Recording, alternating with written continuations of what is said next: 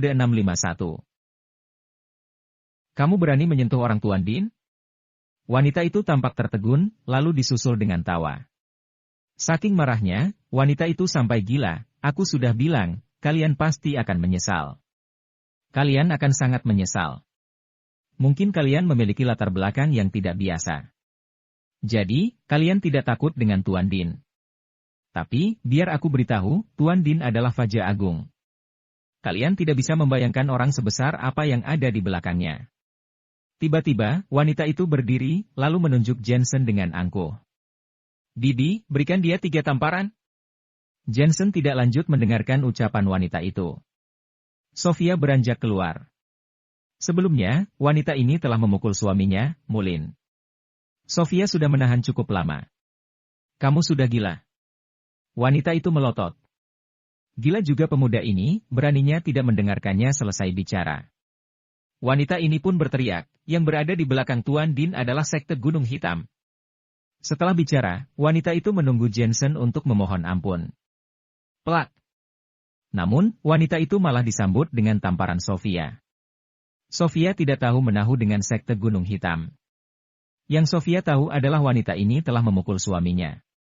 Apakah kamu tahu, berapa banyak pasien yang terganggu dengan keributan yang kamu timbulkan? Plak. Sofia tidak berpikir panjang dan kembali melayangkan sebuah tamparan. Kami bukanlah bos besar. Kami hanya ingin memberikan manfaat bagi rakyat biasa. Kenapa mengganggu kami? Plak. Tamparan terakhir membuat wanita ini tercengang. Begitu 3 tamparan dilayangkan, suara sorakan terdengar dari luar Aula Singlin. Aula Singlin dan Tuan Din tidak saling berhubungan. Aula Singlin hanya ingin melayani rakyat biasa. Kenapa Tuan Din ingin membunuh mereka? Ketiga tamparan ini sangat bagus. Dr. Jensen, Tuan Din adalah... Wajah Dr. Ernest Alfie dan yang lainnya seketika berubah. Akhirnya, mereka pun memastikan kebenaran rumor yang beredar. Dr. Ernest Alfie berkata dengan tegang, di belakang mereka, sekte Gunung Hitam, bukanlah orang yang bisa diprovokasi.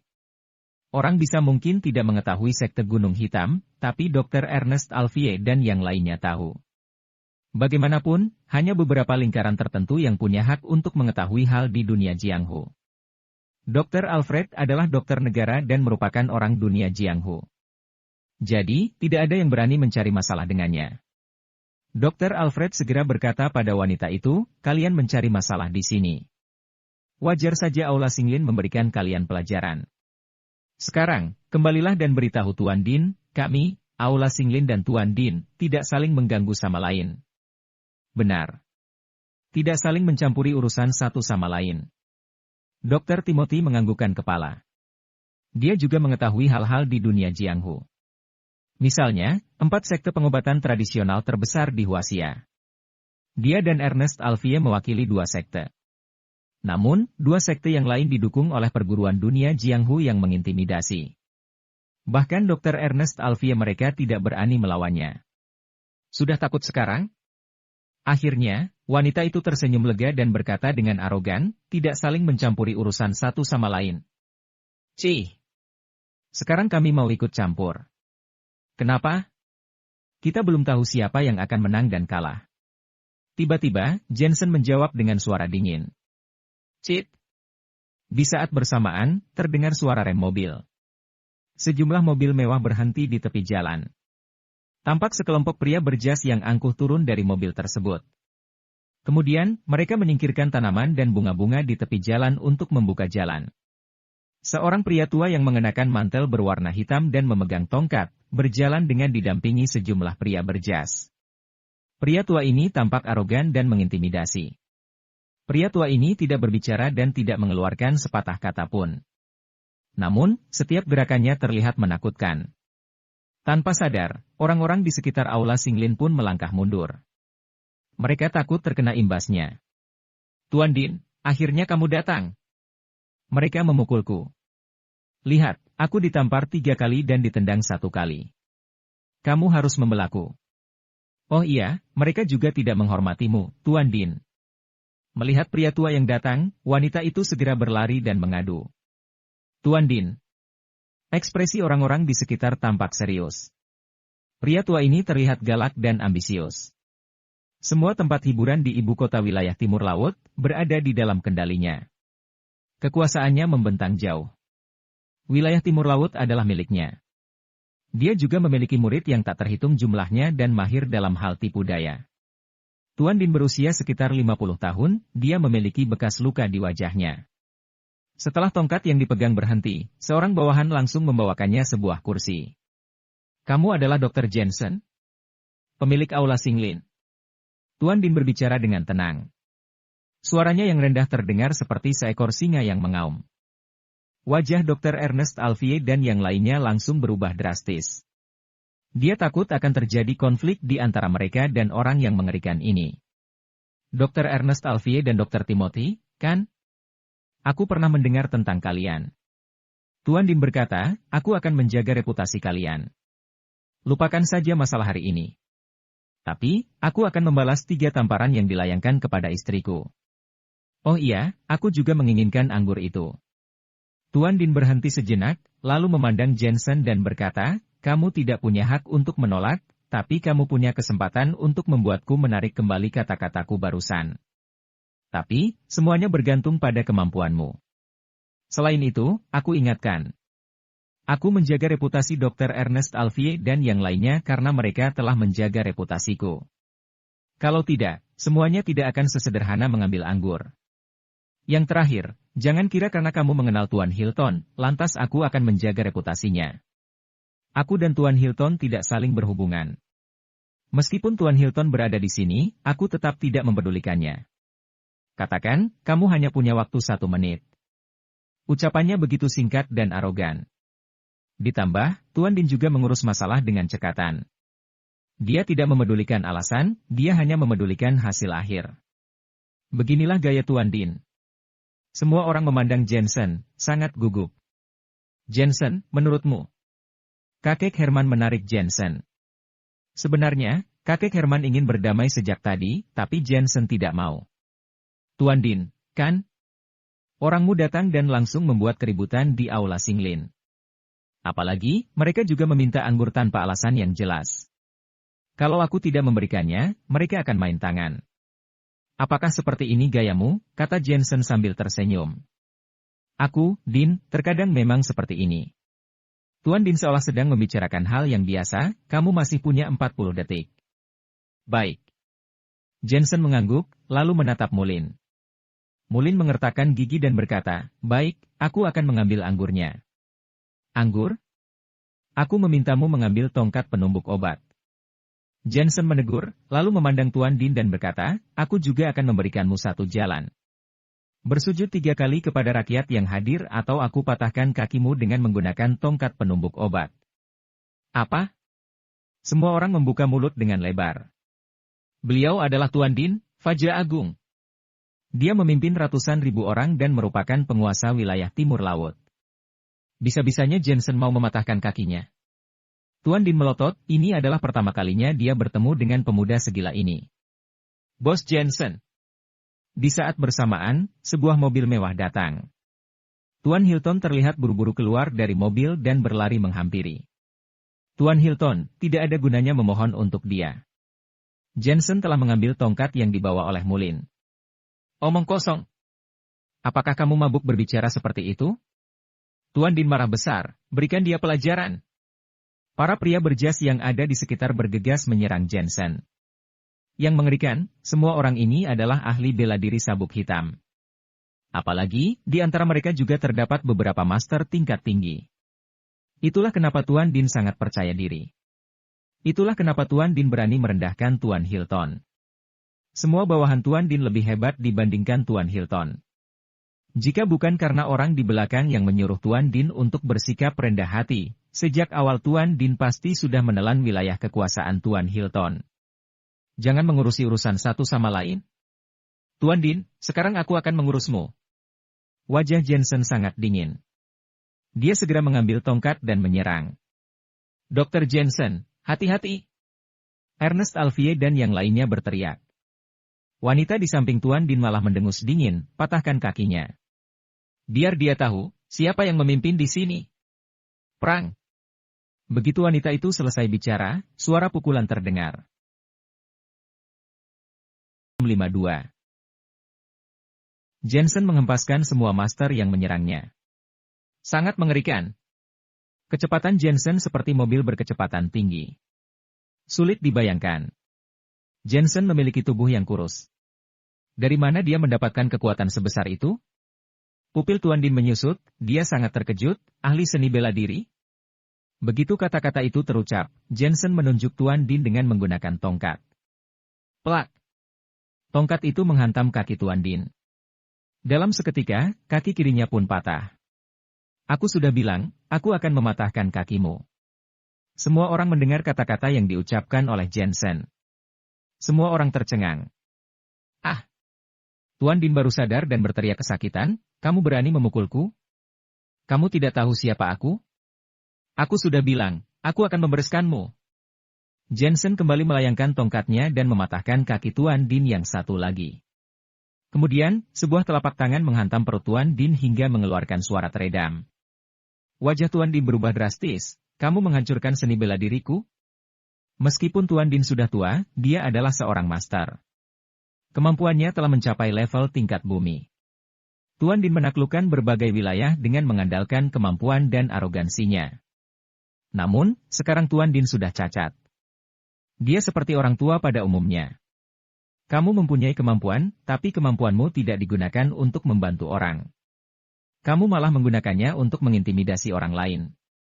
Kalau bukan aku, siapa yang akan menghancurkanmu, kata Jensen dengan dingin. Tuan Din merasa seperti disambar petir, dia pun berteriak, kamu berasal dari sekte mana? Sungguh arogan. Tunggu saja. Pria berjas di samping langsung paham dan segera menelepon, Senior, Tuan Din dalam bahaya. Beliau berada di aula Singlin. Anak muda, aku mengagumi keberanianmu dan aku juga mengagumi kebaikanmu yang memikirkan rakyat jelata. Tapi, dunia Jianghu sangat kejam. Ketua sekte akan datang. Tunggu saja, kamu akan berlutut dan meminta ampun.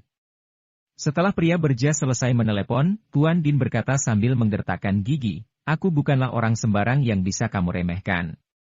5 menit kemudian, sebuah Nissan tiba.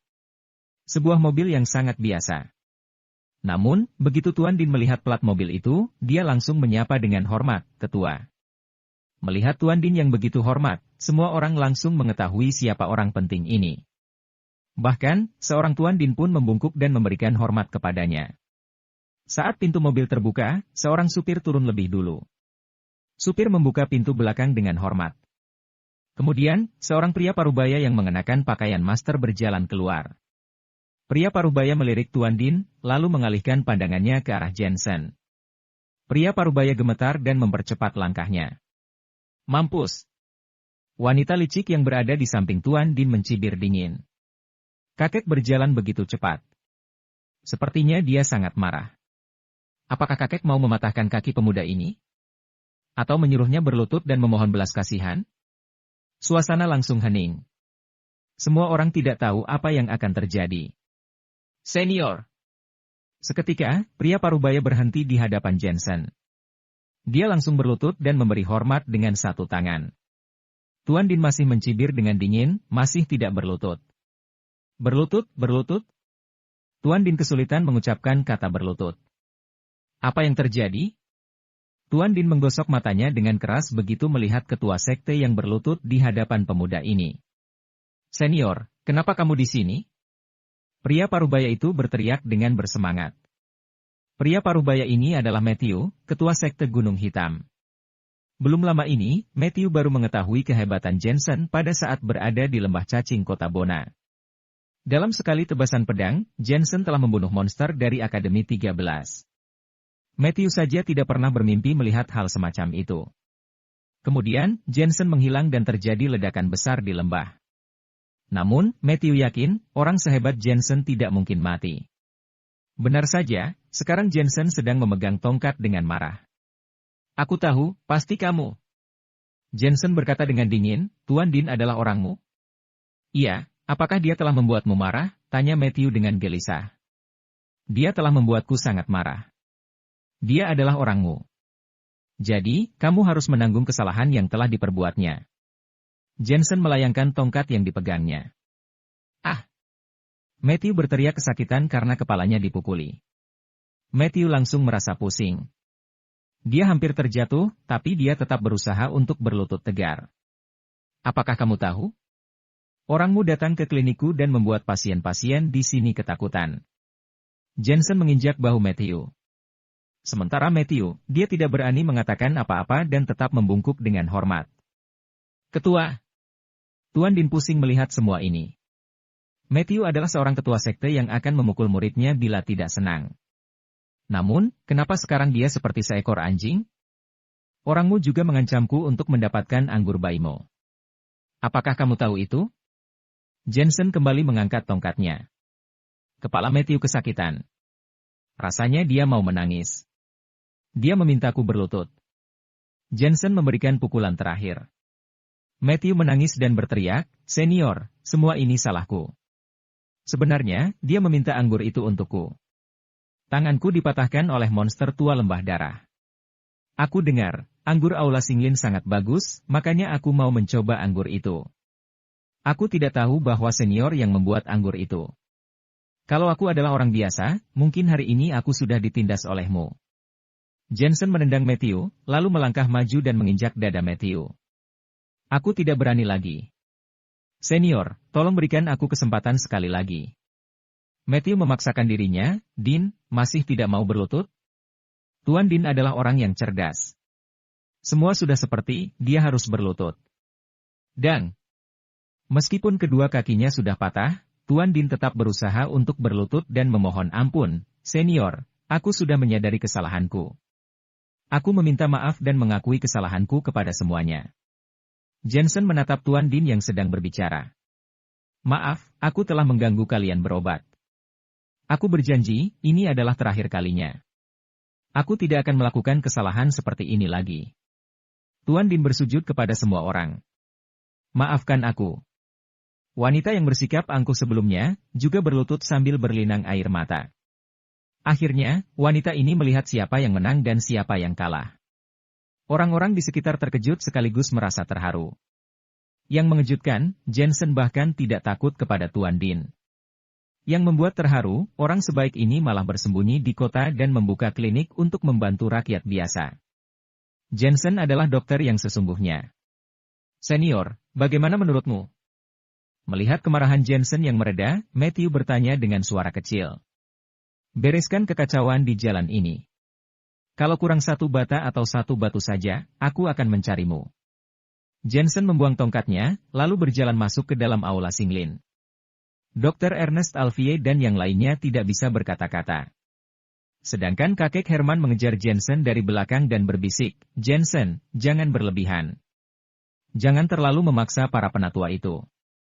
Kakek Herman tidak tahu bagaimana cara Jensen membuat para penatua itu berlutut.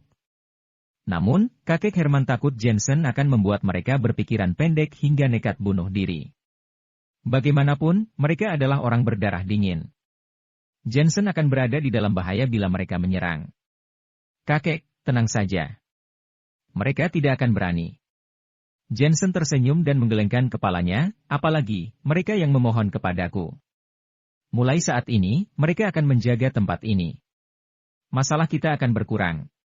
Tapi, kakek Herman tetap merasa khawatir. Senior, maafkan kami. Kami benar-benar sudah tidak berani. Matthew berlari menghampiri sambil tersenyum, Senior, tenang saja.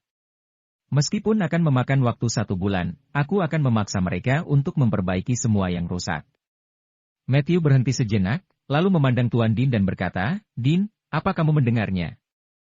Perbaiki tanaman dan bunga-bunga ini.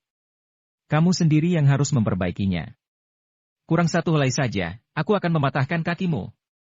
Ketua, kakiku memang sudah patah.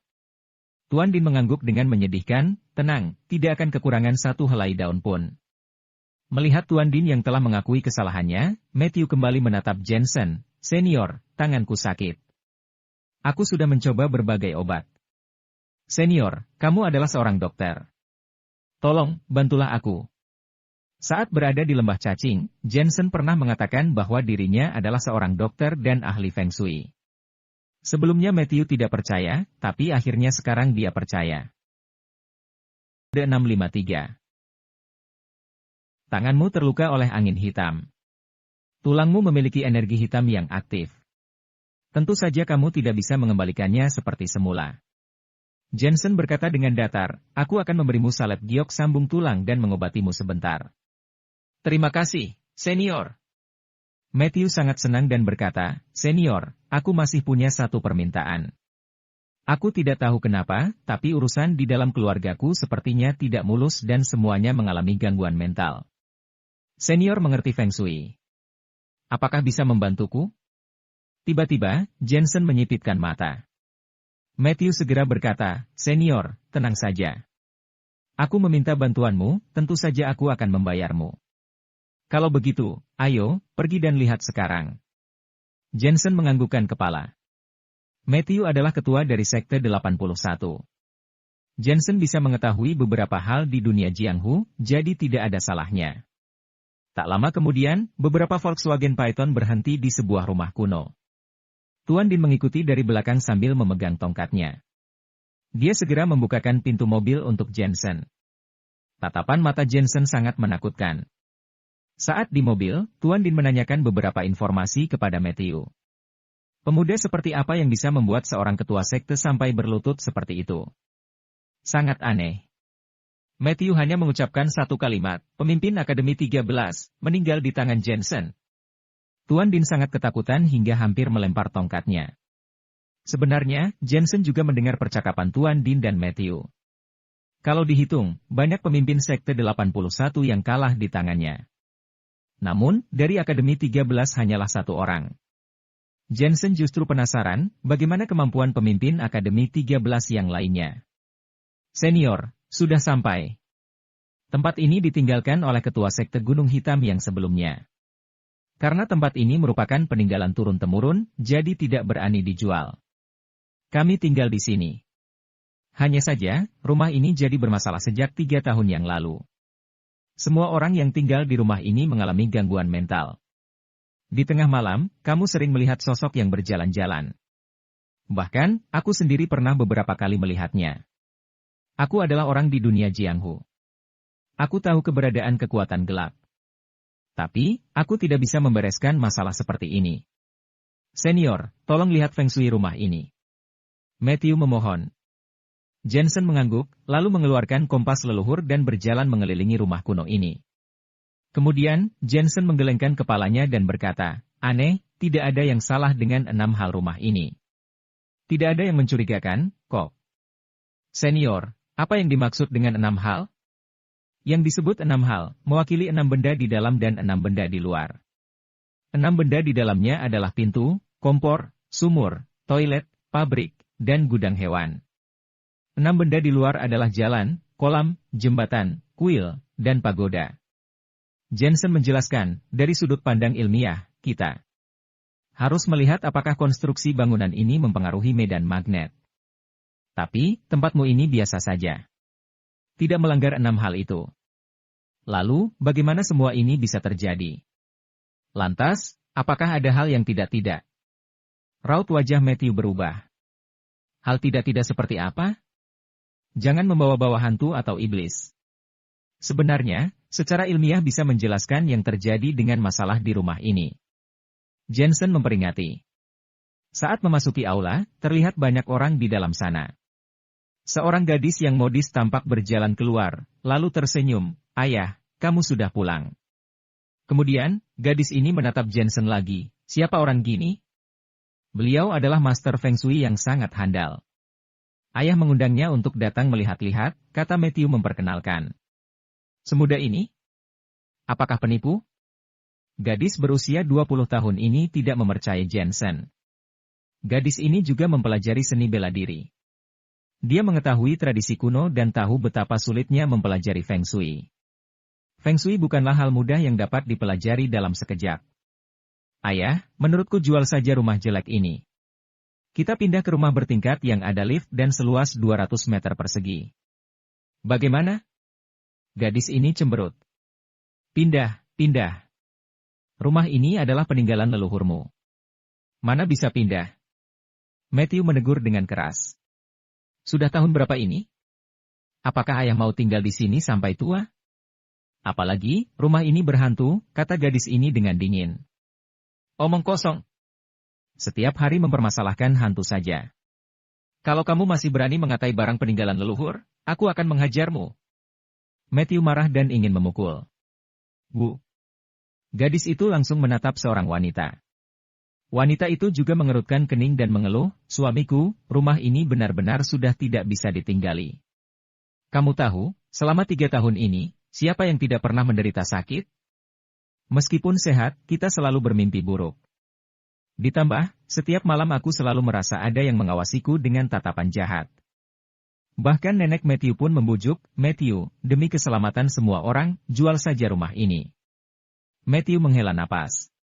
Sebenarnya, dia pernah memikirkan hal ini. Namun, semua ini adalah tetasan darah peninggalan leluhur. Semua ini adalah warisan turun-temurun. Matthew tahu, setelah menjualnya, pemilik baru juga mungkin saja akan merobohkan tempat ini. Jadi, bagaimana dia tega menjualnya? Rumah ini tidak akan dijual. Kamu selalu menakut-nakuti dirimu sendiri. Matthew mendengus dingin. Ayah, memangnya kamu tidak tahu kalau di rumah ini ada sesuatu? Kamu selalu berpikir bahwa semua ini adalah peninggalan leluhur. Memangnya, leluhur akan memarahimu tidak berbakti bila rumah ini dijual? Gadis itu kembali mengeluh, ditambah, kalau kamu memang tidak percaya, untuk apa kamu membawa seorang penipu Feng Shui datang? Jelas-jelas kamu sendiri mempercayainya. Sebenarnya, yang dikatakan Matthew benar. Banyak yang bergantung pada cara menenangkan diri dan sugesti kepada diri sendiri. Kalau kamu berpikir ada, maka barang itu ada. Kalau kamu berpikir tidak ada, maka barang itu tidak ada. Jensen tersenyum dan berkata, menurutku, pemikiran Matthew sangat bagus. Tidak peduli seberapa jelek, peninggalan nenek moyang memang tidak boleh dibuang. Gadis itu memandang Jensen dengan merendahkan, omong kosong. Kamu merasa hebat, kan? Ayo, lihat Feng Shui di rumah ini. Aku memang melihat Feng Shui, tapi tidak berarti semuanya berhubungan dengan Feng Shui, kata Jensen. Semua hal yang terjadi pasti ada alasan. Hal-hal yang berbau Feng Shui hanyalah tahayul. Berpura-pura berbakat. Kalau jago, temukan masalah di rumah ini. Istri Matthew juga membantah. Jelas-jelas dia adalah orang praktisi Xuan. Namun, malah menyuruh orang untuk tidak mempercayai Feng Shui. Tidakkah itu aneh? Jensen tidak berbicara. Dia berjalan mengikuti aula dan meminta Matthew untuk membuka setiap kamar, lalu melihatnya. Saat Jensen keluar, gadis itu berkata dengan kasar, sudah selesai melihatnya. Aku rasa kamu adalah penipu. Jangan-jangan kamu mencari kesempatan untuk mencuri, ya? Amara, beraninya kamu kurang ajar kepada senior. Aku akan menghajarmu. Matthew langsung menegur putrinya. Jensen melambaikan tangannya kepada Matthew. Dia melihat gambar di dinding dan berkata, lukisan ini sangat artistik. Lukisan yang dilihatnya adalah lukisan cat minyak yang tergantung di sudut tenggara aula. Lukisan itu sedikit abstrak. Lukisan itu adalah potret seorang gadis muda dengan topi dan berleher panjang. Bila dilihat dengan cermat, lukisan ini membuat orang merasa aneh. Jangan-jangan lukisan ini? Raut wajah Matthew langsung berubah. Sepertinya, lukisan ini dibawa oleh Amara dari luar negeri pada 3 tahun yang lalu. Aku masih ingat, lukisan ini seharga 3 juta, kata istri Matthew. Sudah, cukup. Itu hanya lukisan biasa yang aku bawa dari luar negeri. Saat di pelelangan, lukisan itu sangat laris. Aku menghabiskan banyak uang untuk mendapatkannya. Gadis itu mendengus dingin, kalau tidak bisa menikmatinya, jangan bicara omong kosong. Jensen memandang gadis itu, kamu yang membelinya. Akhirnya, aku mengerti apa yang terjadi. Apa yang ingin kamu katakan? Haha, jangan bilang itu lukisan berhantu. Hanya dihuasia orang meributkan masalah hantu. Yang terkenal di luar negeri adalah iblis dan roh. Gadis itu tertawa. Matthew dan yang lainnya juga merasa aneh. Kalau lukisan ini adalah kaligrafi atau lukisan kuno, mungkin ada hal magis di dalamnya. Namun, ini adalah lukisan asing. Kedua hal itu berbeda. Kode 654. Jangan bilang lukisan ini benar-benar ada hantunya, dasar pembohong. Saat melihat tidak ada yang membantu Jensen berbicara, gadis itu semakin bangga. Jensen menggelengkan kepalanya dan tersenyum. Apakah kamu harus memaksaku untuk mengatakannya? Katakan saja, pembohong. Gadis itu mendengus dingin, apa-apaan, apa kamu meragukanku? Kalau kamu hebat, ayo temukan hantunya. Aku sudah bilang, tidak semuanya itu berhubungan dengan tahayul, kata Jensen. Hehe, benar juga, kalau bukan tahayul, ayo temukan hantunya.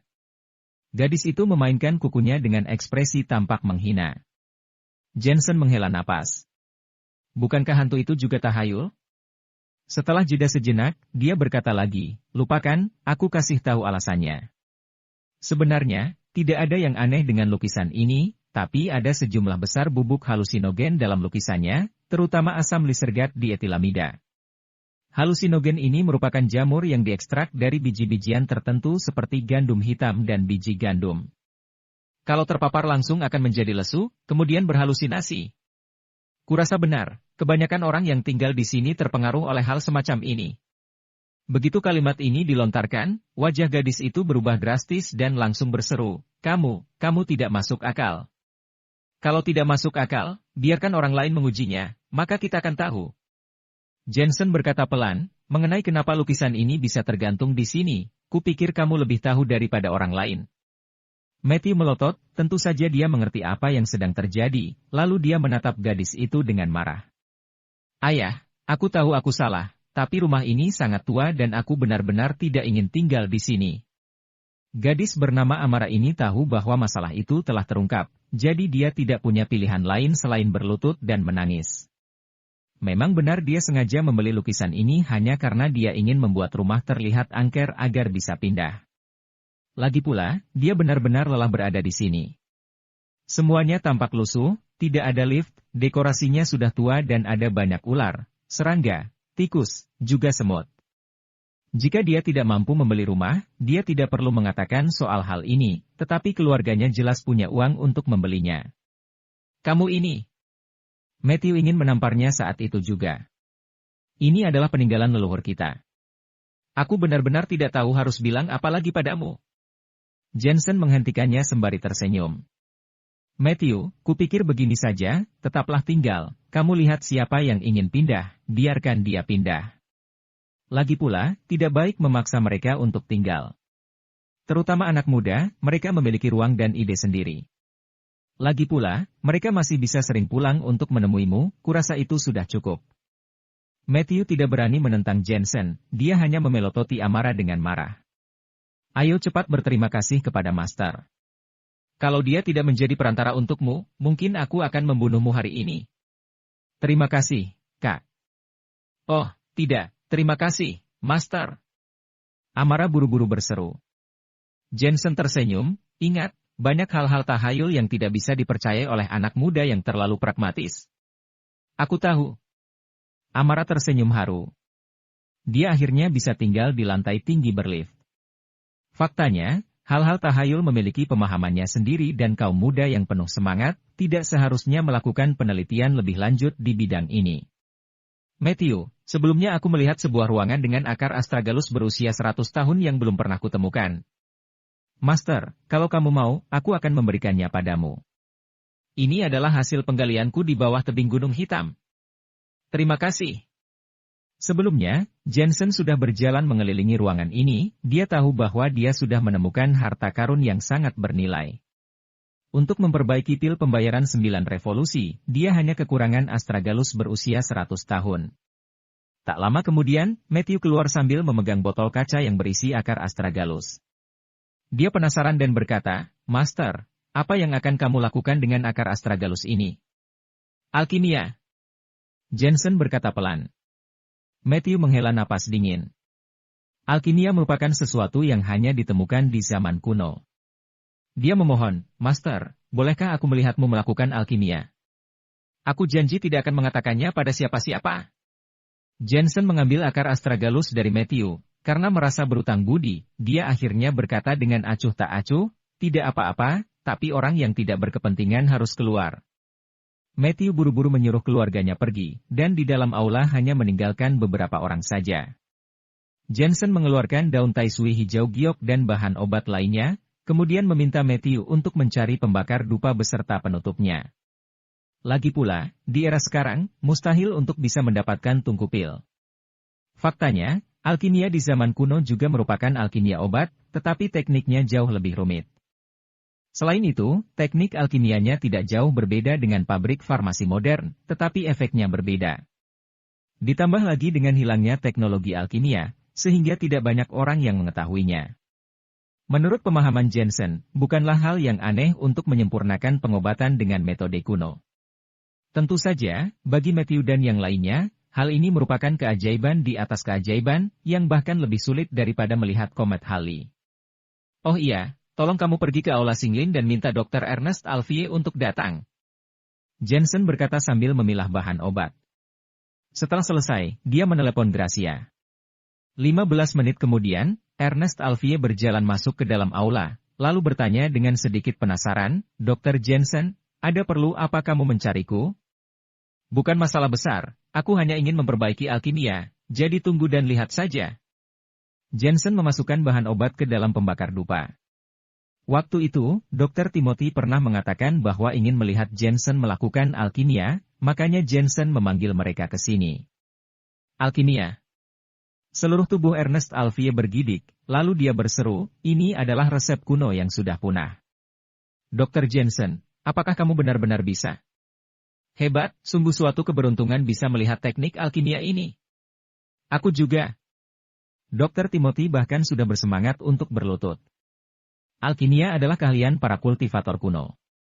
Bahkan jika seorang master tidak semuanya bisa, tapi hanya ada sedikit kultivator yang bisa, sehingga menyebabkan sebagian besar teknik alkimia telah punah.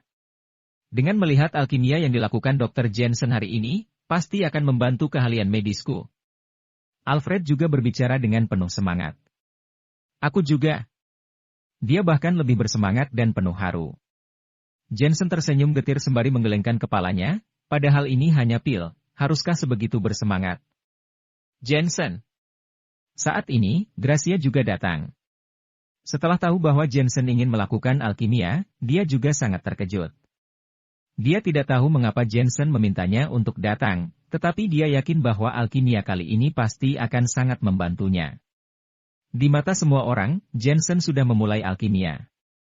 Satu tangannya memegang pembakar dupa, lalu dia menggunakan satu tangan lainnya untuk memasukkan obat-obat, sedangkan telapak tangannya ada api yang membakar pembakar dupa. Apakah itu sihir? Bodoh, itu pasti api berteknologi tinggi. Meski suhunya tinggi, itu tidak bisa memengaruhi tubuh manusia. Ternyata seperti ini. Ernest Alfie dan yang lainnya kembali terkejut. Mereka semua merasa bahwa nyala api di telapak tangan Jensen berteknologi tinggi. Hanya mata Gracia yang berkedip, bahkan dia lebih penasaran.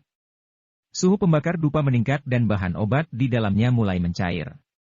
Tidak ada yang bisa melihatnya, kecuali Jensen yang mampu melihat dengan ki melihat dan bisa mengendalikannya seperti jantung. Ernest Alfie dan yang lainnya sedang mendiskusikan dan saling mengemukakan pendapat, tanpa mengerti teknik alkimia yang dilakukan oleh Jensen. Di dalam benak mereka dipenuhi banyak pertanyaan, tidak tahu harus bertanya pada siapa, bahkan tidak berani bertanya. Waktu berlalu dengan tenang, sampai akhirnya pada saat Jensen bergumam, telapak tangannya tiba-tiba menepuk penutup pembakar dupa. Bang bang bang. Pembakar dupa seolah-olah sedang menahan seekor anjing di dalamnya, gemetar tanpa henti. Ernest Alfie dan yang lainnya membuka mata. Ketika Jensen membuka pembakar dupa, aroma harum samar tercium keluar aula. Cepat, atur botolnya. Matthew buru-buru berkata, sebenarnya, dia tidak tahu alasan mengapa harus meletakkan botol itu, tapi sebelumnya Jensen telah memberitahunya. Tuan Din tampak tercengang. Meskipun Jensen cukup ahli dalam seni bela diri, alkimia ini sepertinya terlalu berlebihan. Wah, hujan turun. Bukan hujan, tapi uap dari pembakar dupa yang mengembun menjadi hujan. Ya ampun, ini adalah sihir. Setelah itu, Ernest Alfie dan yang lainnya pun tertegun. Mereka melihat pembakar dupa yang padat menyembur keluar dan mengembun menjadi tetesan air. 655. Jangan sia-siakan embun air ini. Meski hanya embun air, tapi lebih berharga daripada obat apapun. Setelah meminumnya, bisa mengurangi penyakit tubuh dan juga mengurangi proses oksidasi sel. Suara Jensen tiba-tiba terdengar. Semua orang masih meragu, merasa itu hanyalah uap air. Aku akan mencoba. Matthew membuka mulutnya dan menjilat air yang menetes. Seketika, wajahnya berubah.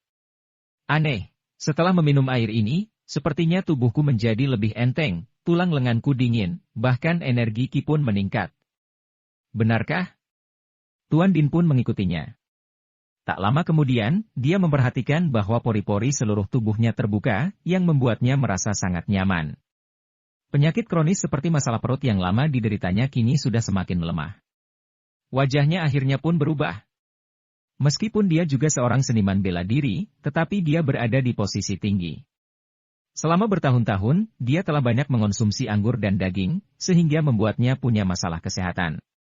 Namun, sekarang dia merasa sangat energik, sampai-sampai ingin mencari beberapa model muda yang cantik dan melakukan itu dengan mereka. Ini lebih berguna daripada obat apapun. Dr. Jensen, benda apa ini? Setelah Ernest Alfier dan yang lainnya menguji, semuanya sama-sama terkejut. Ini adalah uap alkimia yang memiliki spiritualitas. Jensen bermandikan uap air dan seluruh tubuhnya langsung terasa nyaman. Air jenis ini dapat mencuci esensi dan memotong sumsum, membasmi penyakit kecil yang membandel, belum lagi cedera tulang, luka dalam, bahkan kanker pun dapat dihilangkan. Ini juga sangat membantu untuk seniman bela diri. Misalnya, Dantian Din yang telah dihancurkan, dapat dipulihkan melalui hujan embun penyembuh ini. Sialan! Din buru-buru berbaring di lantai dan meminumnya, tidak ingin membuatnya terbuang sia-sia. Hal ajaib semacam ini benar-benar nyata? Gracia tersentak. Kalau air ini diproduksi dalam skala besar, bukankah akan menjadikan kita orang terkaya di dunia? Menurutmu, apakah bahan obat itu mudah didapat? Apalagi saat air menyentuh udara, energi Ki-nya akan melemah dan bertahan paling lama 3 jam. Jensen tertawa. Brengsek! Gracia melontarkan bahasa kotor, dia mengabaikan citranya dan menjilat tetesan air yang menetes dari udara. Namun, tetesan air sudah hampir habis terkuras, itu membuat semua orang putus asa. Kalau saja airnya bisa diawetkan untuk waktu yang lama, pasti akan sangat bagus. Jensen melirik Matthew dan berkata, Tuan Matthew, bantu aku mengirimkan air ini. Aku akan memberitahumu nama-namanya. Yang pertama, bantu aku berikan ini kepada keluarga Miller, Elena, Diana Lawrence dan Zachary Lawrence serta Mai. Meski tidak bisa diawetkan untuk waktu yang lama, masih bisa dikirim sebelum 3 jam dan efeknya pun juga masih ada. Aula Singlin, Kakek Herman, Sofia, Mulin. Jensen akan mengirimkan 1 botol pada orang yang dia kenal, dia ragu-ragu sejenak. Keluarga Woodley, Veronica Woodley. Aku tidak menyangka kamu dan Veronica sudah berbaikan dan berdamai. Gracia langsung tertawa. Jensen menggelengkan kepalanya. Tidak ada yang namanya berbaikan, hanya saja dia berbeda dari keluarga Woodley lainnya. Lebih baik memberikannya sebagai bantuan daripada menyia-nyiakannya. Benar juga. Gracia mengangguk dan bertanya, pil macam apa yang kamu murnikan ini? Pil pembayaran 9 revolusi, ini bisa menyelamatkan nyawa dan menyembuhkan orang yang terluka. Selama masih bernapas, pil ini bisa menyelamatkan nyawa, bahkan bagi praktisi seni bela diri mungkin tidak lagi terkejut. Jensen mengeluarkan botol giok, yang di dalamnya terdapat 36 pil halus. Mana kulihat? Ernest Alfier dan yang lainnya tampak penasaran. Mereka membungkuk dan memperhatikan bahwa pil obat itu berwarna hijau dan ada sedikit warna merah tua, berbeda dari pil kuno lainnya. Yang ini untuk Nona Gracia. Jensen menuangkan sebotol dan menyerahkannya kepada Gracia. Pil ini dapat membantu fisikmu dan memiliki efek perlindungan. Setelah meminum pil ini, kamu tidak akan sakit selama 50 tahun. Gracia sangat gembira, lalu buru-buru menelannya. Matthew dan yang lain merasa iri, tapi juga sangat menginginkannya.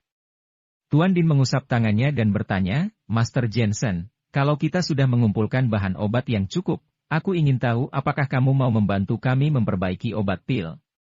Dia buru-buru menambahkan lagi, jangan khawatir, setelah ada selesai alkimia, aku hanya akan membutuhkan 3 bagian saja, sisanya akan menjadi milik Master Jensen.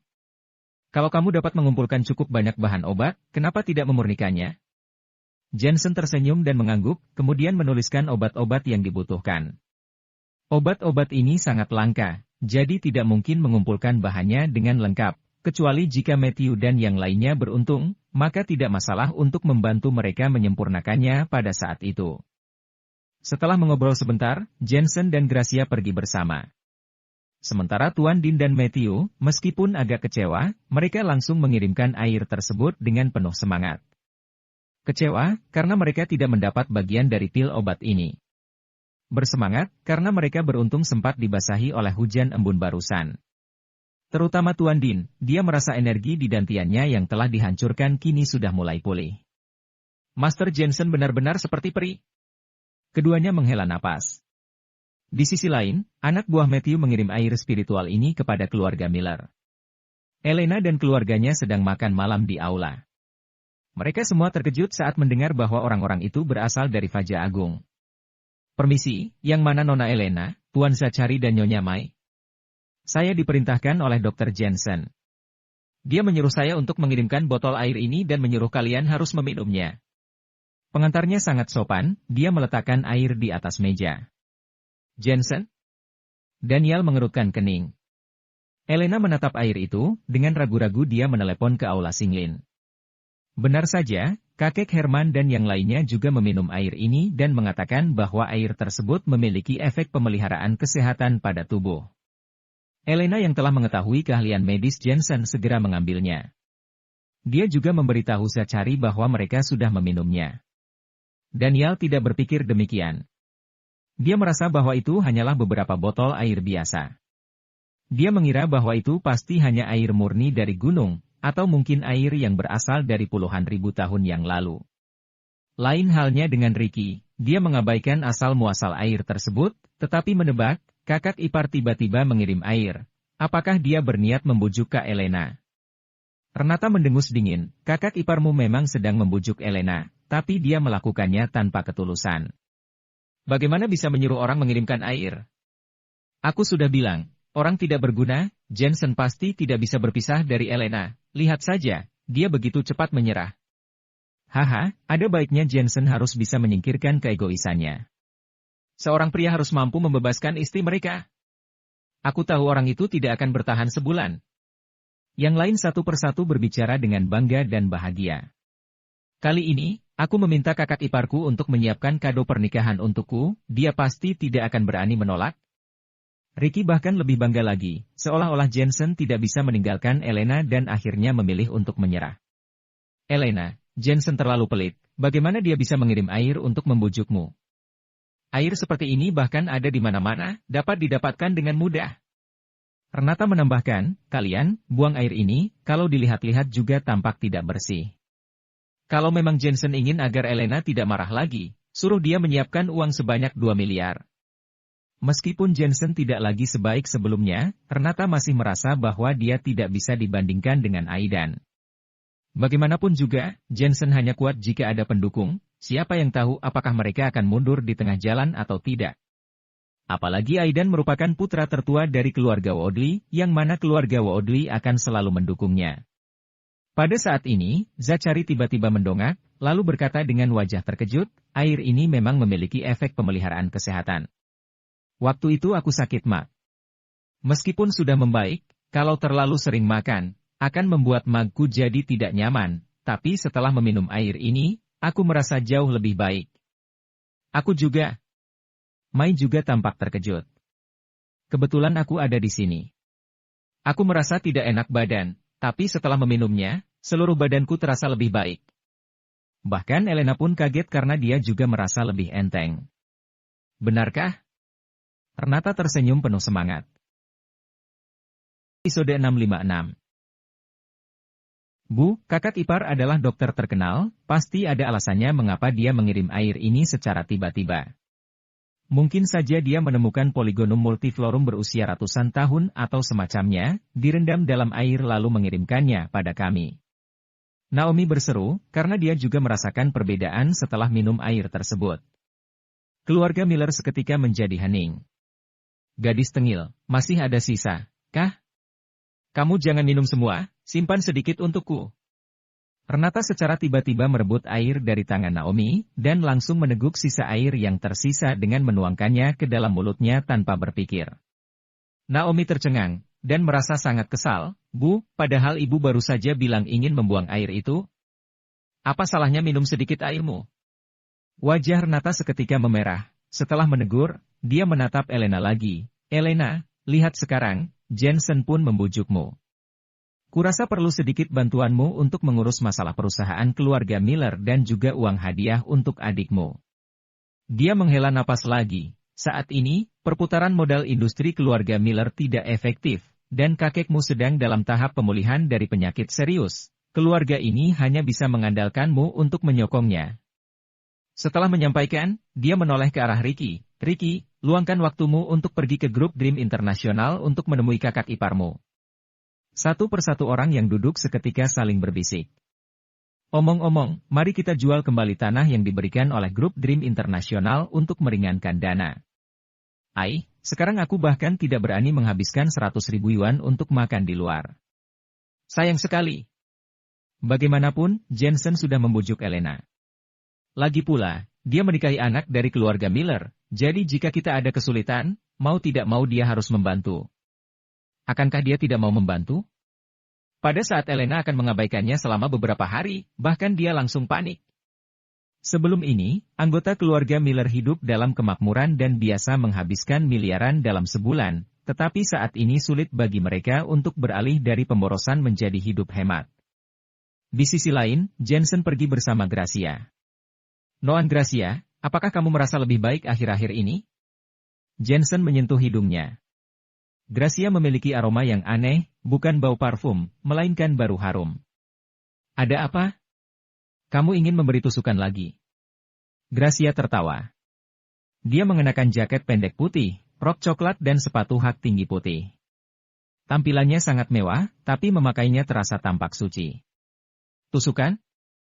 Jensen berhenti sejenak, dia tahu bahwa maksud Gracia adalah menyerap ki dinginnya, tetapi pernyataan itu agak aneh. Dia mengangguk dan berkata, jika Nona Gracia merasa tidak enak badan, ayo melakukan tusukan, tetapi kita harus mencari hotel dulu. Kamu berpikir terlalu jauh. Gracia menunjuk dahi Jensen dengan perilaku yang cukup ambigu setelah melakukan ini, dia benar-benar terpana. Gracia merupakan presidir senior grup Aliansi Bintang, yaitu juru bicara Dewi Gunung Es. Beberapa keluarga kaya, para selebriti tampan, dan bahkan putra plutokrasi asing pun banyak yang mengejarnya, tetapi yang dia berikan hanyalah sikap acuh tak acuh. Lain halnya pada Jensen, tanpa sadar Gracia menahan kewibawaannya dan berbicara dengan Jensen seperti gadis biasa. Mengapa ini bisa terjadi? Gracia mengernyitkan alis, dirinya sendiri pun juga tidak mengerti. Apakah ini yang dinamakan cinta? Namun, dia menggelengkan kepalanya lagi dan lagi. Sejak kecil hingga sekarang, dia masih lajang, jelas saja dia tidak mengerti seperti apa cinta atau apa yang dia suka. Jensen? Gracia mendongak dan bertanya. Tentu saja terserah kamu. Ekspresi Jensen tampak aneh. Jika kau pikir tidak dapat menekan energi Ki Mu, maka kamu harus berusaha melakukan perubahan energi Ki, dan tanyakan padaku apa yang harus dilakukan. Gracia terengah-engah seraya mengertakkan giginya, baiklah. Ayo cari hotel bintang 5, mari kita lakukan tusukan itu. Meskipun jarang menonton televisi, tetapi dia telah berhubungan satu sama lain. Pria dan wanita di televisi akan melakukan hal semacam itu ketika saling merasa nyaman. Dengan begitu, dia sangat penasaran dan ingin mencobanya. Sangat merepotkan. Jensen cemberut, ini hanya masalah perubahan energi Ki, padahal bisa juga dilakukan di dalam mobil. Namun, Gracia tetap membiarkan sopir tetap mengemudi dan memilih hotel bintang 5 sesuka hati. Hotel ini adalah resor rekreasi dengan lingkungan yang sangat bagus. Gracia sangat cemas menantikannya. Ini tampaknya terlalu cepat, tapi dia sudah dipenuhi rasa penasaran tentang hal tersebut. Semuanya seperti yang dia katakan kepada Jensen terakhir kali. Dalam hidup ini, dia memprioritaskan karirnya. Apa itu kekasih? Apa itu cinta? Dia tidak mengerti sedikit pun tentang itu. Karena itu, dia ingin sekali mencobanya. Jensen memasuki hotel bersama Gracia, melihat sekretaris Gracia tidak lagi mengikuti, dia akhirnya bertanya, kamar seperti apa yang kamu suka? Ya, kuharap ranjangnya empuk. Aku takut sakit. Gracia menjawab dengan santai, dan tampak menawan saat mengerutkan keningnya. Jensen berhenti sejenak, dalam hati berkata, ini hanya perubahan energi Ki, dan tidak akan ada rasa sakit. Untuk apa harus memakai ranjang yang empuk? Mau tak mau, akhirnya dia berkata ke resepsionis, pelayan, bantu pesankan ranjang. Lembut yang paling bagus, dan juga hangat. Dimengerti, hotel kami juga memiliki kamar bertema khusus, yang sangat cocok untuk pasangan. Pelayan resepsionis yang cantik itu menjawab dengan sopan. Boleh. Jensen mengangguk, setelah memesan kamar, dia membawa Gracia ke dalam lift. Meskipun hotel bintang 5 ini agak mahal, tetapi Gracia telah berkali-kali membantu dirinya, jadi bagi Jensen tidak masalah mengeluarkan uang yang tidak seberapa ini. Bertema khusus. Omong-omong, yang kutonton di televisi terakhir kali juga bertema khusus. Gracia berdiri di lift, wajahnya tampak tidak berubah, tetapi hatinya sebenarnya agak panik. Sebelum ini, dia seringkali merasa penasaran, tetapi ketika saatnya tiba, dia sangat gugup. Melihat Gracia tidak berbicara, Jensen langsung bertanya, Nona Gracia, wajahmu sangat merah. Apakah merasa tidak enak badan? Bagaimana jika melakukannya di hari lain? Tidak perlu, aku selalu penasaran dengan hal semacam itu, sekarang waktunya mencoba, ujar Gracia sembari mengertakkan giginya. Penasaran? Jensen mengerutkan kening, bukankah dia sudah mencobanya terakhir kali? Ai, orang kaya selalu pelupa. Lift akhirnya tiba di kamar. Saat dibuka, luasnya lebih dari 200 meter persegi, dekorasinya sangat khas, dari balkon bisa untuk melihat pemandangan luar. Sangat artistik, apalagi warna ruangan bisa disesuaikan, ungu, merah dan merah muda. Aku suka merah. Gracia tiba-tiba berseru. Berhubung ini adalah gilirannya, dia merasa sangat antusias. Selain itu, saat melihat berbagai macam mainan ditempatkan di ruangan itu, jantungnya berdetak sangat kencang. Bukankah barang-barang ini akan digunakan pada tubuhku? Memikirkan soal itu tentu membuatnya semakin bersemangat. Oke, warna merah juga boleh. Jensen akhirnya mengubah lampu menjadi warna merah, kemudian membawa Gracia masuk ke dalam kamar. Kamu mandi dulu saja. Gracia yang duduk di sofa empuk, tiba-tiba merasa sedikit gugup. Dia menyadari bahwa menandatangani miliaran kontrak ternyata tidak sesulit hal ini. Masih harus mandi? Jensen membelalakan matanya lebar-lebar, bukankah itu hanya dalam hitungan menit saja? Apanya yang repot? Orang kaya seperti kalian, harus memiliki ritual untuk melakukan hal-hal yang kalian sukai. Jensen melihat ke dalam lemari, mengambil jubah mandi dan masuk ke kamar mandi. Gracia melihat pakaian tersebut dikeluarkan, jantungnya terus berdetak, pakaian ini terlalu terbuka. Pramugari, perawat? Apakah dia harus memakainya? Lagi pula, aku tidak pernah memakai pakaian semacam ini seumur hidupku. Omong-omong, saat menonton di televisi, sepertinya harus memainkan musik dan kemudian saling minum segelas anggur merah. Katanya ini sangat romantis. Jensen yang baru selesai mandi, dia langsung menyeka rambutnya. Tanpa diduga, handuk mandinya jatuh ke lantai. Melihat Gracia berubah menjadi sosok bergaun merah dengan renda, memasang paha ramping duduk bersilang, dan memegang segelas anggur merah di satu tangan, tampak menawan. Yang terpenting, Gracia juga mengedipkan mata pada Jensen. Penampilannya ini, ditakutkan membuat nafsu Jensen terdorong. Episode 657. Apakah bagus? Suara Gracia terdengar menggoda, dan dalam hatinya berkata, haruskah aku melakukannya penuh kasih sayang, atau malah berapi-api? Namun, lebih baik penuh kasih sayang untuk pertama kalinya, dan kemudian liar ketika perlahan-lahan mengenalnya. Berpikir demikian, dia menutup matanya dan berbisik, ke sini. Jensen merasa aneh, dia mendatangi Gracia dari belakang, dan meletakkan telapak tangan di tubuhnya. Menyadari bahwa Jensen ada di belakangnya, wajah Gracia berubah. Apa yang kamu lakukan? Ayo tusuklah. Memangnya kau pikir, aku tidak menusukmu saat ini? Jensen menanggapi dengan senyuman dan mengeluarkan jarum perak untuk dimasukkan ke punggung Gracia. Sialan, apakah ini yang kamu sebut tusukan? Gracia hampir kesal pada Jensen, ini bukan sedang perubahan energi. Tusukan yang dimaksud di televisi, bukankah maksudnya adalah hal semacam itu? Aku sudah mengganti gaunku, dan kau hanya menunjukkan ini padaku? Tentu saja, tapi ternyata Nona Gracia sudah membaik akhir-akhir ini. Meskipun Ki dingin meluap, tetapi tetap tidak membahayakan bagi tubuh. Pil pembayaran 9 revolusi dapat menghilangkan rasa sakit dari penyakit serius, serta memperpanjang umur. Tunggu lain kali, jika sudah menemukan Angelica berusia 100 tahun, Nona Gracia juga bisa akan menjadi master.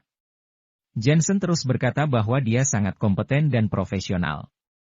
Sebenarnya, Gracia ingin sekali menaklukkan Jensen, mungkinkah di matanya, hanya Elena yang bisa membuatnya tertarik? Kring-kring. Saat ini, telepon Jensen berdering, dan kebetulan proses perubahan energi telah selesai. Dia mengambil ponsel dan melihatnya. Panggilan yang tidak dikenal. Setelah itu, suara manis terdengar di telepon. Jensen, apakah kamu masih ingat aku? Aku Tisa, teman Elena. Apakah kau punya waktu untuk keluar sekedar duduk-duduk? Tisa. Seketika Jensen teringat kuil bulan, dan wanita yang bersama Elena. Sepertinya dia juga calon raja prajurit. Aku kebetulan sedang merawat pasien, jadi tidak sempat. Jensen tidak mau berurusan dengan wanita ini. Apakah kamu tidak ingin mendengar tentang keluarga Miller? Tisa melanjutkan. Jensen merenung, mau tidak mau terpaksa setuju. Wanita mana lagi itu? Suaranya terdengar lembut, pasti wanita baru. Gracia telah mengganti pakaiannya, tapi perasaannya sungguh tidak enak, benar-benar tidak nyaman. Oh, hanya teman, dan baru bertemu sekali. Jensen tertawa. Namanya Tisa. Gracia tiba-tiba teringat sesuatu dan berkata dengan samar, kebetulan, aku juga mengenal seorang wanita bernama Tisa, sangat cantik, dewasa, dan memberi kesan seksi. Entahlah apakah itu orang yang sama. Jensen mengingat-ingat sejenak, lalu mengangguk, dia tampaknya juga seperti ini, seperti buah persik yang matang. Wanita bukan wanita sederhana. Aku melihatnya di konferensi bisnis dunia, dia bergaul dengan putra orang-orang kaya dan pangeran dari berbagai negara. Dia juga orang terkaya ke-11 di Huasia. Dia memiliki industri keluarga dan produknya sudah tersebar di seluruh Asia Tenggara. Gracia menjelaskan, selain itu, ada plutokrasi asing di belakangnya. Posisi plutokrasi besar ini bahkan lebih gila lagi, dia berani menentang keluarga Tuan Williams di luar negeri. Wanita ini jelas sangat menguntungkan dan tidak mungkin memakan orang secara terang-terangan. Sangat menguntungkan? Jensen membeku dan bertanya, apakah Nona Gracia juga begitu? Meskipun aku seorang pengusaha, aku juga bisa terbagi menjadi teman biasa untukmu.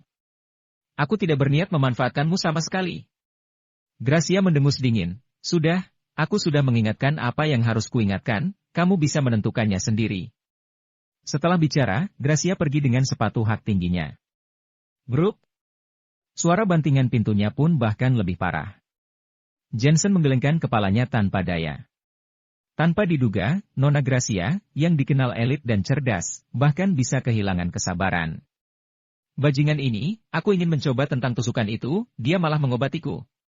Gara-gara Tisa sialan itu, dia bahkan benar-benar tidak berinisiatif untuk mengantarkan ke pintu.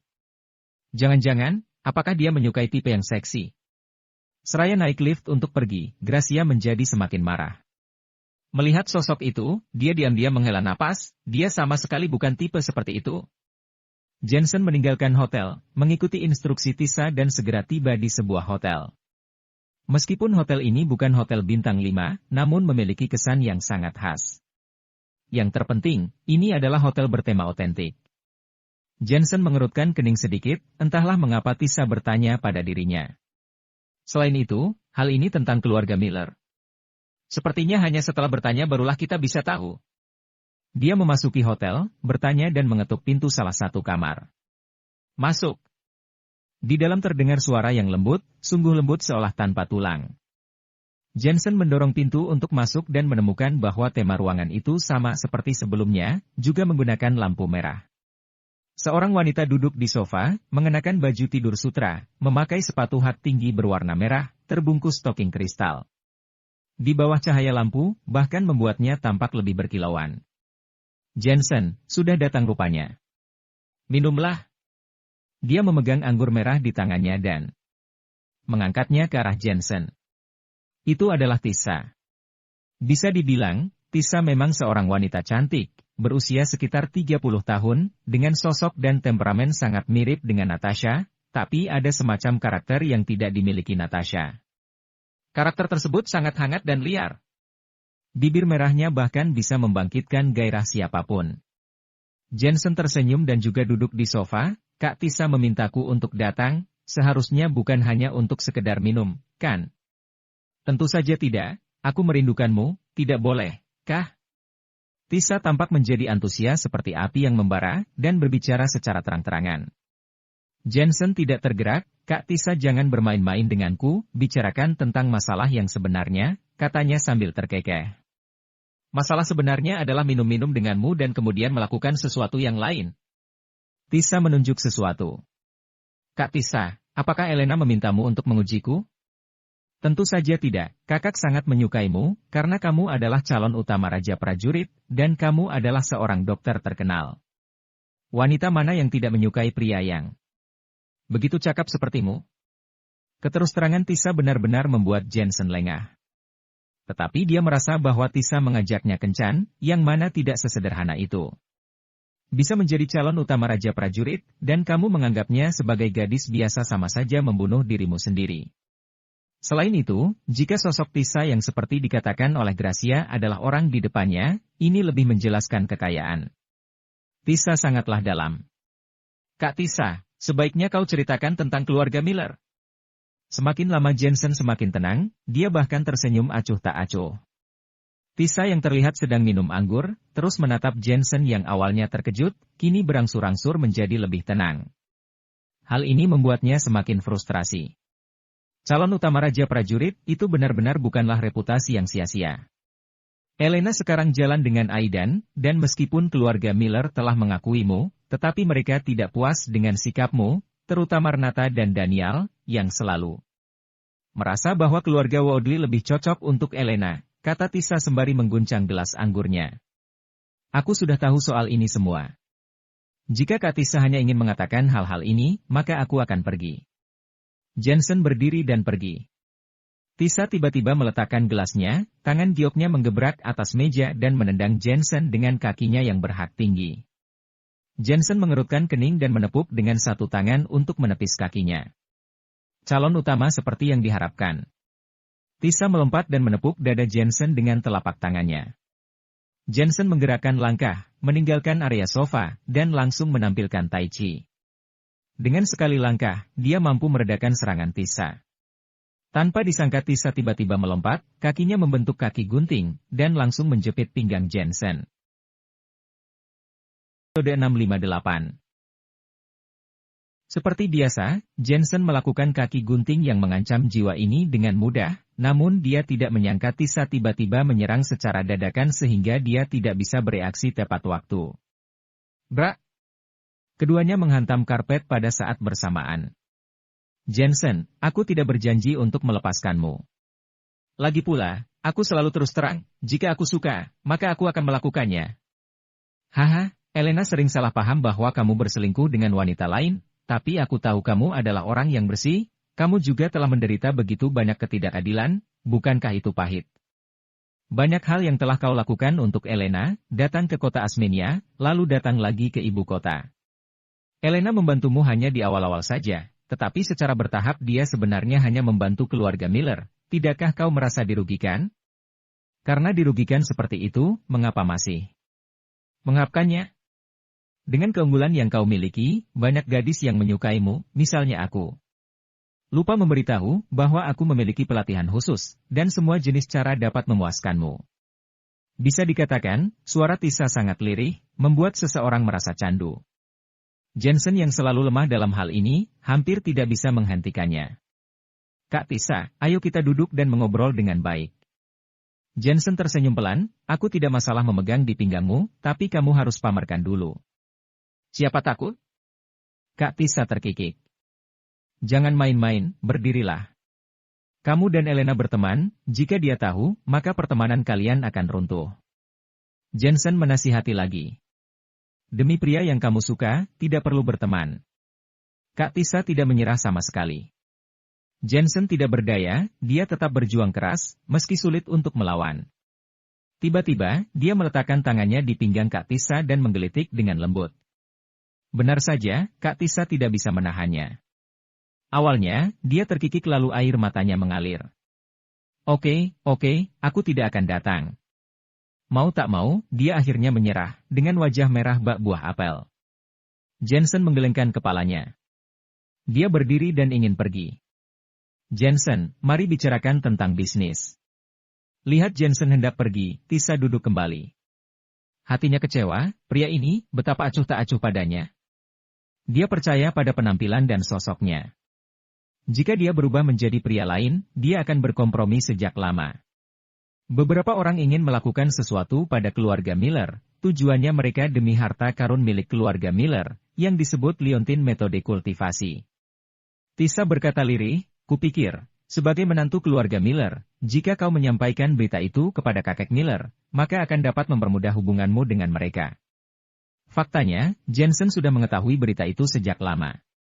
Tapi mempermudah hubungan dengan keluarga Miller? Tidak perlu sama sekali, bahkan Jensen tidak pernah memikirkan tentang hal ini. Bagaimana keluarga Miller memperlakukannya ketika dia pertama kali datang ke ibu kota? Bahkan sampai sekarang dirinya masih memiliki citra yang buruk pada mereka. Mengapa dia harus menyenangkan keluarga Miller? Apakah keluarga Miller benar-benar berpikir bahwa dirinya tidak bisa hidup tanpa Elena?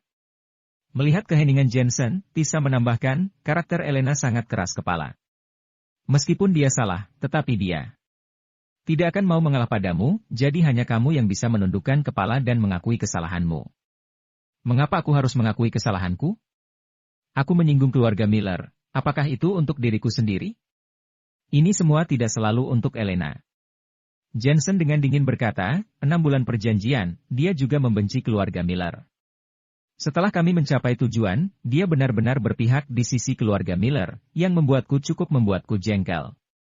Selain itu, dia bahkan tidak sadar bahwa dirinya bisa mendapatkan rasa hormat dari keluarga Miller saat ini, adalah berkat aku. Aku bisa menyingkirkan serta mendapatkan dunia untuknya. Aku tidak memintanya membantuku, tapi aku tidak pernah menginginkan dia membantu musuh. Yang paling membuatku kecewa adalah Elena tidak pernah membicarakan hal-hal denganku, dia juga tidak memikirkan setiap masalah dari sudut pandangku, dan semaunya sendiri. Apa ini bisa disebut sebagai pasangan? Bukankah pasangan seharusnya jujur satu sama lain? Jensen masih bisa tetap tenang jika membahas tentang hal lain, tetapi saat berbicara tentang Elena, suasana hatinya berangsur-angsur membludak. Tisa tertawa, jadi, karakter kalian tidak sama. Jika tidak membuahkan hasil yang diharapkan, mengapa masih bersikeras bersama? Tisa. Tiba-tiba, Jensen menyela, aku tidak tahu tujuanmu, tapi aku tahu niatmu. Kamu ingin aku berpisah dari Elena, jadi kamu memprovokasi hubungan di antara kita. Wajah Tisa berubah secara dramatis. Jensen, yang lembut beberapa saat lalu, tiba-tiba menunjukkan taringnya pada saat berikutnya, yang membuatnya kurang responsif. Tidak. Tisa, kamu adalah calon raja prajurit. Bagaimana bisa menyukai seseorang dengan seenaknya? Selain itu, kalau tidak salah tebak, kamu juga ketua grup Peerless, orang kaya ke-11 di Huasia. Kalian merupakan bisnis keluarga yang memiliki pendukung plutokrasi di luar negeri. Bagaimana bisa orang dengan keterampilan dan latar belakang yang begitu hebat bisa tertarik untuk campur tangan di masalah keluarga orang lain? Aku tidak tertarik untuk mengetahui tujuanmu, tapi aku hanya mengingatkanmu, jangan main-main denganku. Ekspresi Jensen tampak dingin, suaranya terdengar seperti datang dari lapisan tanah ketujuh. Tisa seperti disambar petir, saat hendak membuka mulutnya untuk menjelaskan, tapi Jensen sudah lebih dulu pergi. Selain itu, terakhir kali kamu meminta Aidan datang ke kuil bulan, kamu bahkan mengeluh bahwa Aidan tidak membantu menyelamatkan orang dan melewatkan kesempatan untuk membahagiakan Elena. Aku juga tahu soal ini. Ini terakhir kalinya aku mengingatkanmu, telingaku sangat baik. Bergosip di belakang punggung orang, silakan pergi jauh. Kalimat terakhir Jensen membuat Tisa menyipitkan matanya. Tisa tiba-tiba menyadari bahwa pria ini mungkin yang paling sulit untuk ditaklukkan, daripada seorang pria yang telah bermain-main dengannya sepanjang hidupnya. Karena Jensen sangat rendah hati, sehingga membuat seseorang merasa sangat terbiasa. Namun, kebetulan dia juga memiliki wawasan tentang segalanya. Jensen, aku pasti akan mendapatkanmu. Alih-alih marah, Tisa bangkit dengan minat yang kuat, seperti bertemu mangsa langka. Setelah Jensen meninggalkan hotel, suasana hatinya sangat kesal. Kata-kata Tisa memang disengaja, tetapi juga Menggambarkan pikiran keluarga Miller. Meskipun keluarga Miller takut padanya, menantu yang paling memuaskan tetaplah tuan muda Aidan. Yang terpenting, Elena justru berdiri di pihak keluarga Miller dan sengaja membuatnya marah. Apakah ini masih tampak seperti seorang istri? Tinggalkan saja. Dengan penuh semangat, Jensen berjalan menuju aula Singlin, dan tiba-tiba telepon berdering saat di tengah jalan. Jensen, jangan kembali ke aula Singlin untuk sementara waktu, Timo mengajak seseorang untuk mencarimu. Itu adalah panggilan dari Cindy, di mana kamu sekarang? Aku akan mendatangimu. Jensen bahkan lebih marah. Dia hanya ingin menjadi dokter. Mengapa ada begitu banyak orang yang tidak punya mata? Menunggu sejenak di pinggir jalan, Cindy berlari dengan cemas. Jensen, jangan kembali ke aula Singlin dulu, aku akan menyuruh seseorang menangani masalah ini. Cindy tahu, Timo sudah membenci Jensen sejak terakhir kali Jensen membuatnya berlari menuruni gunung dengan telanjang. Timo memiliki beberapa relasi. Meski markas umum tidak berada di ibu kota, tetapi keluarganya memiliki banyak relasi di ibu kota. Maaf, aku membuatmu mendapat masalah, kata Cindy, meminta maaf. Orang-orang itu tidak ada urusannya denganmu. Jensen menggelengkan kepalanya dan tetap berjalan ke aula Singlin. Jensen, jangan ke sana. Cindy buru-buru menarik Jensen dan berkata dengan cemas, meskipun Timo agak takut mati, dia memiliki satu saudara laki-laki yang sangat protektif terhadap kesalahannya. Kudengar bahwa dia adalah senior militer Huasia Utara. Saat tahu bahwa adiknya telah diganggu, dia pasti tidak akan membiarkanmu lolos. Selain itu, keluarganya kaya dan memiliki hubungan yang baik. Ayahnya seorang pengobatan tradisional di ibu kota, dan kakaknya memiliki citra yang baik di ibu kota. Episode 659. Menarik sekali. Kalau begitu aku akan lihat bagaimana dia berurusan denganku. Jensen tidak menganggapnya serius. Selain sekte Jianghu dan keluarga elit, orang biasa mana yang bisa menyingkirkannya? Sebenarnya Cindy ingin membujuk, tapi Jensen sudah lebih dulu jalan terus. Setibanya di aula Singlin, dia menemukan bahwa semuanya tampak tenang. Tuan Din dan Tuan Hilton sedang membereskan tanaman, sementara Ernest Alfier dan dokter terkenal lainnya sedang mengeringkan obat. Jensen dan Ernest Alfier berbicara beberapa patah kata, lalu membantu menemui dokter. Dia menyadari bahwa hanya ketika dia menemui dokter, suasana hatinya secara bertahap akan pulih. Jensen, keluar. Saat ini, seseorang di gerbang sedang berteriak. Kelihatannya Timo benar-benar datang dengan membawa orang, tetapi jumlahnya tidak banyak, dan sepertinya dia memiliki banyak relasi. Cindy buru-buru berlari keluar dan berkata, Timo, jangan membuat masalah di sini. Cindy, kamu ternyata memang di sini. Aku tahu hubungan gelap MU dengan Jensen, sungguh kejam. Timo gemetar. Terakhir kali berlari telanjang dari puncak gunung, dia masuk angin keesokan harinya. Dan sekarang pacarnya telah direbut, bagaimana dia bisa menerima hal ini? Ada yang datang untuk membuat masalah lagi. Aula Singlin benar-benar sangat penting. Mungkin karena Aula Singlin adalah klinik terkenal membuat banyak orang cemburu. Orang-orang di sekitar saling berbicara. Timo memandang dengan bangga, berpikir bahwa semua orang di sekitar mengetahui kehebatannya, tetapi dalam sekejap mata, orang-orang itu tidak ada yang takut akan hal itu, justru menatapnya dengan wajah simpatik. Apa-apaan? Hal ini membuat Timo sangat kesal. Dia melirik pria paruh baya di sampingnya. Paman, lihat. Jangan khawatir, selain obat-obatan, tidak ada yang bisa melawanku di luasnya ibu kota ini. Hari ini juga, aku akan menutup aula Singlin. Pria paruh baya yang mengenakan setelan tradisional, memangku kedua tangan, dengan temperamen yang luar biasa. Timo, kamu benar-benar ingin melakukan hal-hal buruk ini? Cindy sangat marah saat melihat ini. Hati-hati, aku akan panggil polisi, kamu pasti akan mendapat masalah kalau seperti itu. Gadis kecil, bagaimana bisa polisi menangani hal-hal terkait industri farmasi? Si pria parubaya tiba-tiba berkata dengan samar, aku pengobatan tradisional dari Akademi Kaisar Kuning di ibu kota, namaku Sato, pemenang penghargaan perunggu global ke-18 untuk pengobatan tradisional. Aku telah menerbitkan beberapa jurnal pengobatan tradisional di luar negeri yang menyebabkan dampak besar di luar negeri. Di bidang medis Huasia, aku memiliki hak untuk membedakan keaslian orang awam dan memeriksa beberapa klinik kecil. Dokter Sato, tolong angkat tanganmu. Cindy buru-buru memohon. Pihak lawan merupakan pria yang paling bersinar dari dunia kedokteran di ibu kota, yang memang memiliki kemampuan untuk menutup aula Singlin. Keluarkan para dokter dari klinik ini. Sato tidak banyak bicara, sikapnya dingin sekali. Timo adalah putra dari sahabatnya, bagaimana bisa dia tidak melakukan apa-apa saat Timo diganggu di ibu kota? Apakah sudah datang? Saat ini, Jensen baru saja usai menemui pasien dan keluar setelah mencuci tangannya. Jensen, aku beritahu, hari ini aku memerintahkanmu untuk menutup aula Singlin. Melihat kehadiran Jensen, Timo sangat bersemangat. Dia berteriak dengan sombongnya. Saat itu, sebuah mobil mewah tiba, seorang pria berpakaian kulit sembari merokok turun dari mobil. Dari belakang, diikuti oleh beberapa anak buahnya, yang tampak seperti gangster. Timo. Pria itu cukup jantan, dan berteriak pada Timo. Paman Topan. Timo menghampirinya dengan senang hati, Paman Topan, ini kliniknya, dan dia yang menggangguku. Jangan khawatir, ayahmu sudah memberitahuku. Pria yang dipanggil Paman Topan tersebut mengangguk, di ibu kota ini, tidak ada yang bisa mengganggumu, aku sudah bilang. Timo bahkan lebih gembira. Satu persatu orang penting pun datang, tidak mungkin Jensen masih hidup.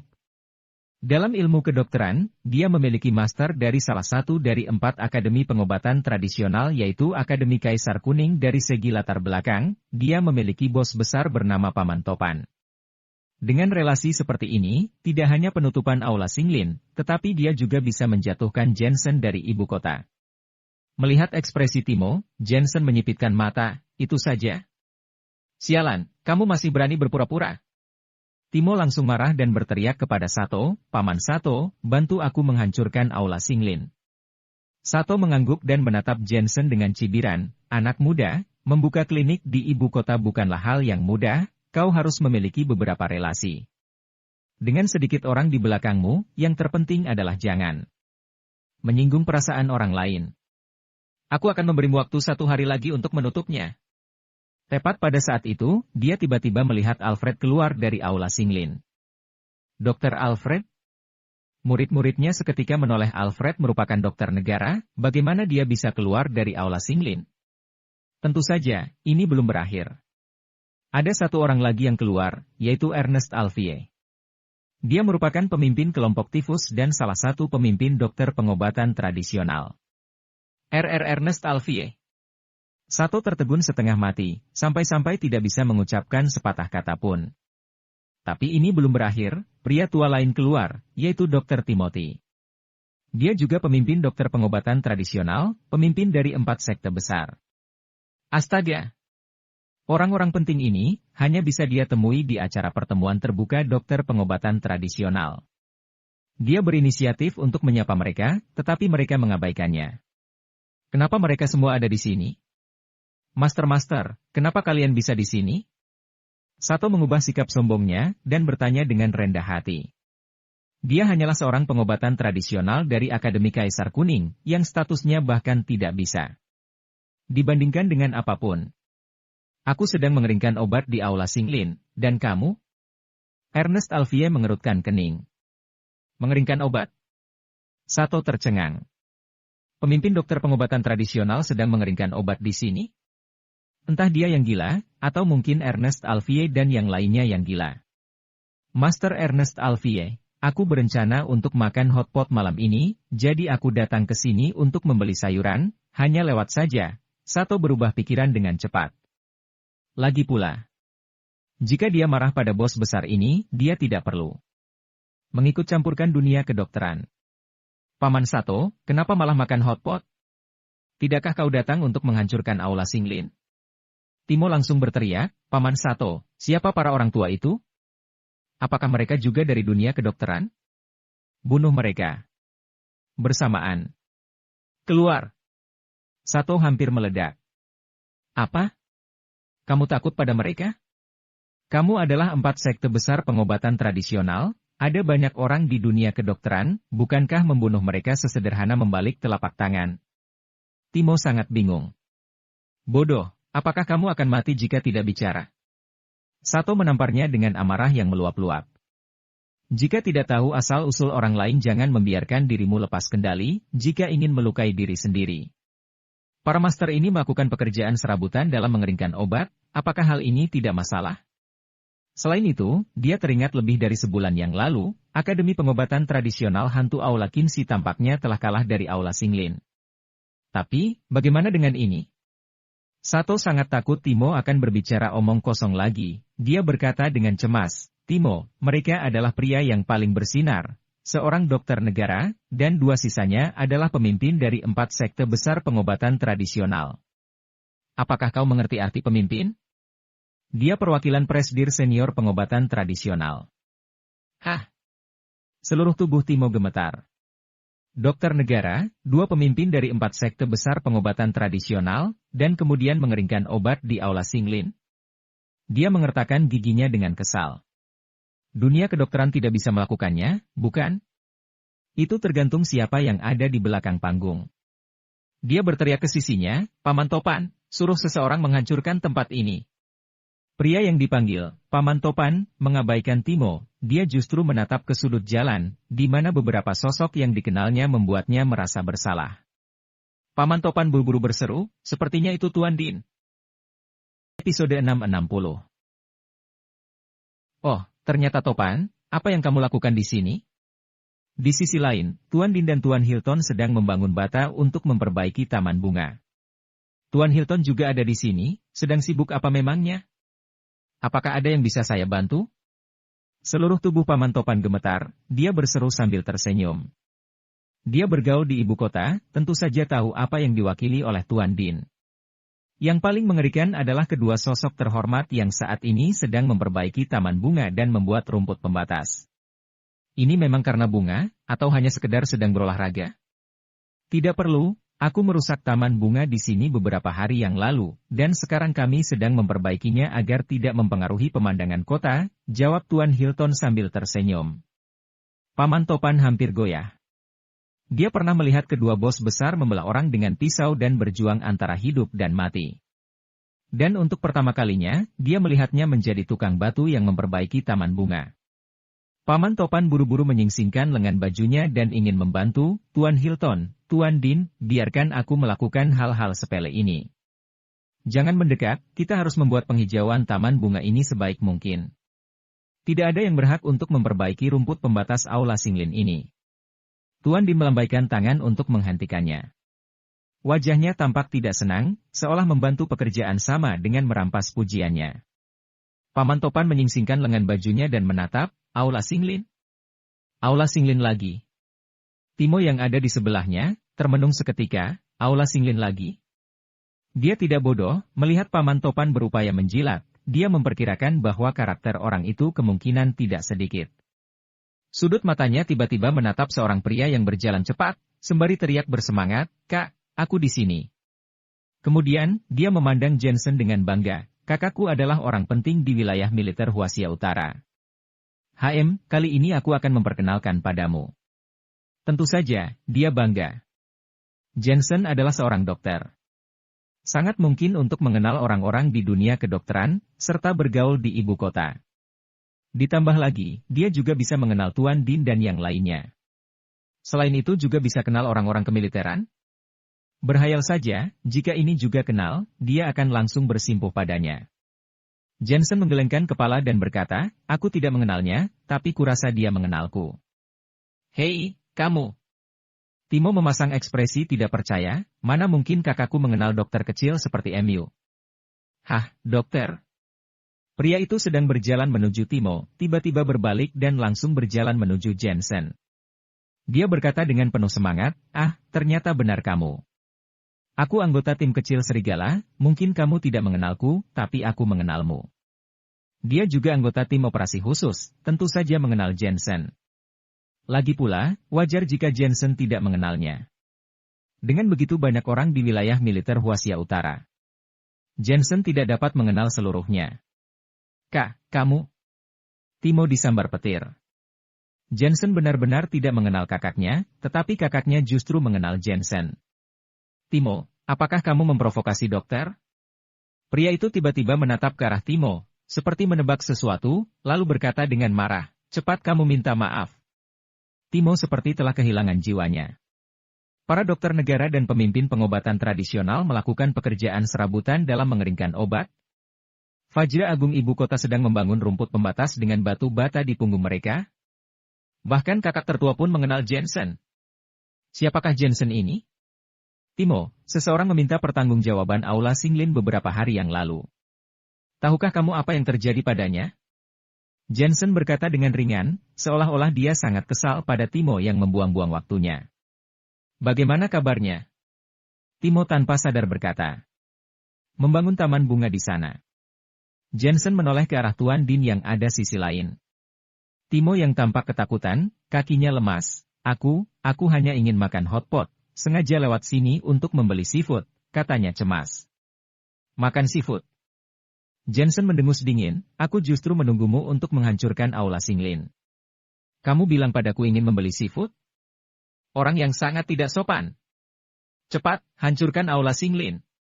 Cepat, buat Aula Singlin tutup. Setiap kali Jensen berteriak, Timo mundur dengan wajah seputih kertas. Aku salah, ampun, maafkan aku. Dia jatuh berlutut dengan bunyi gedebuk. Jensen berkata dengan marah, sapu jalan ini hingga bersih. Sapu selama sebulan sebelum kamu diperbolehkan pergi. Setelah jeda, dia menatap Sato dan Paman Topan lagi seraya berkata, kalian berdua juga. Setelah kata-kata itu jatuh, mereka langsung masuk ke Aula Singlin. Sapu, sapu. Sebelum Timo berbicara lebih dulu, Paman Topan sudah berteriak. Para saudara Timo menendang Timo menggunakan kaki besarnya. Bahkan dokter pun berani memprovokasi, dia pikir hidupnya terlalu lama. Cindy termenung melihat adegan ini, sebelumnya dia mengkhawatirkan Jensen, namun tanpa disangka ternyata mudah sekali diatasi. Apalagi Jensen semakin marah karena Timo enggan melakukannya, merasa Timo tidak cukup menghormatinya. Orang macam apa ini? Seni bela diri yang hebat, keterampilan medis yang luar biasa, dan tampaknya dia memiliki beberapa latar belakang. Cindy tiba-tiba semakin penasaran dengan Jensen. Diperkirakan itu merupakan kebiasaan profesional seorang wartawan. Cindy, di mana itu? Saat ini, teleponnya berdering. Ayah, tidak apa-apa, sudah beres, terima kasih atas bantuannya. Gadis nakal, ibumu sedang memikirkanmu, pulanglah dan makan seadanya hari ini. Cindy tidak punya pilihan selain setuju, dan pergi setelah mengucapkan selamat tinggal pada Jensen. Di sisi lain, Jensen membantu di Aula Singlin dan sesekali memerintahkan Ernest Alfie dan yang lainnya. Dia enggan kembali ke rumah komunitas sampai hari mulai gelap. Melihat rumah komunitas yang tenang, dia merasakan sedikit emosional. Tanpa Keisha dan Elena, rumah komunitas jauh lebih tenang. Jensen, aku pulang dari membeli sayuran. Malam ini kita makan hotpot. Untungnya, ada Natasha. Dia kembali dengan membawa sekantong besar sayuran. Melepas sepatu hak tingginya, menggantinya dengan sandal rumah dan kemudian dia mulai sibuk. Melihat Natasha, Jensen teringat soal Tisa lagi, hatinya senantiasa berapi-api. Diperkirakan, dia akan sibuk malam ini.